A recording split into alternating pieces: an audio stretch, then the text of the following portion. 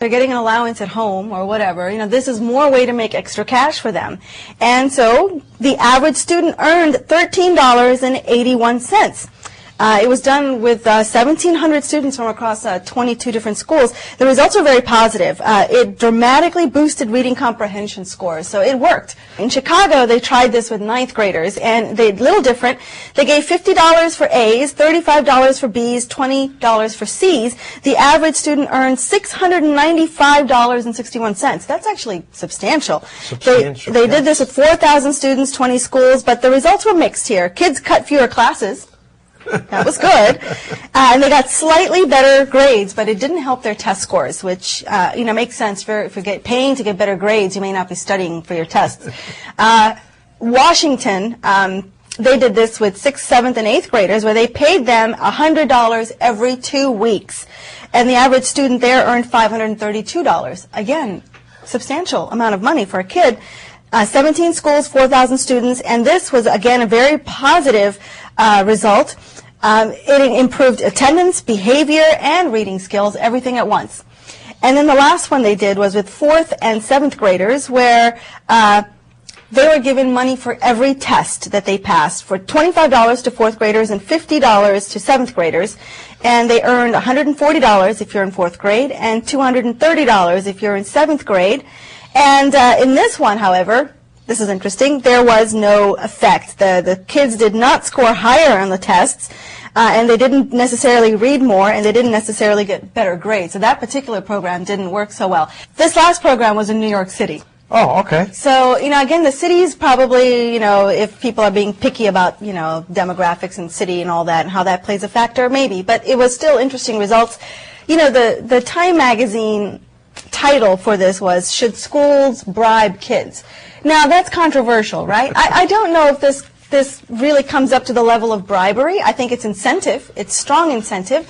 And if you think about kids and the world they live in today, they're living in the iPod generation where they can buy apps for their phones and little gadgets and things. This kind of money to them actually probably gets them spending and, on things that they want, maybe creates an allowance system, shows them that performing better in school can give them more opportunity to spend money.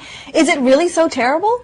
Well, 20 years from now, these kids, when they grow up, they'll tell their children, when I was in school, we used to get paid for every book we read, every exam we take. I hope this doesn't become an every year stuff. I think once every few years, if they have a program like that, then the kids can look forward to it. But every year, this will become too old and too passé, Well, I just have this vision of a mom in the kitchen having to swipe her credit card just to make sure her kid does homework, or something ridiculous like that down the road. I hope not.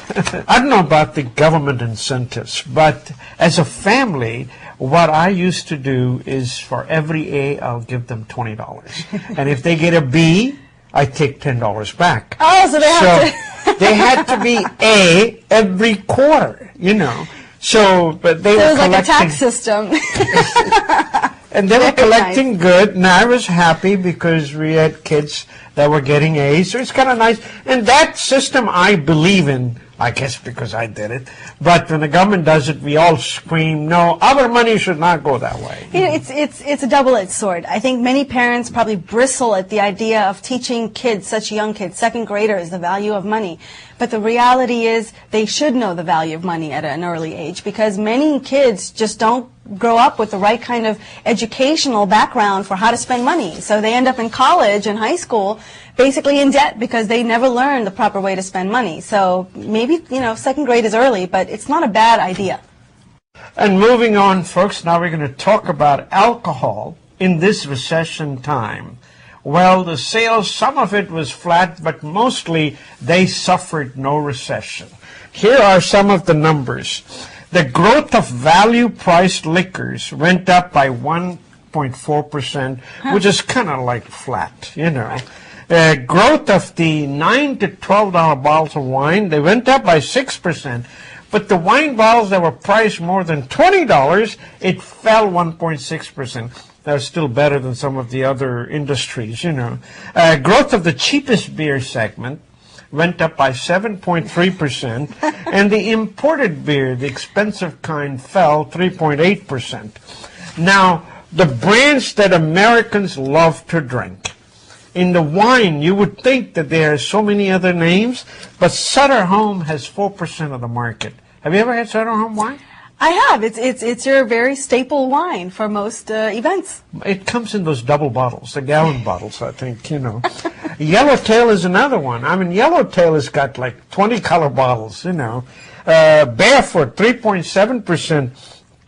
Robert Mondavi, their one brand, Woodbridge, is 3.1% of the market. So in other words, wine is like one of those where the markets are kind of, I think it's also a sign of if people know wine, then they go after some of these esoteric manufacturers. But if people don't know wine, they go after names they've seen before at other people's houses or at other events, right? So these bottles are familiar to them, and when they see so many bottles in the store, it's confusing. So you go after the one that you know. That's right. 6.8% of the people like to drink Smirnoff vodka. That is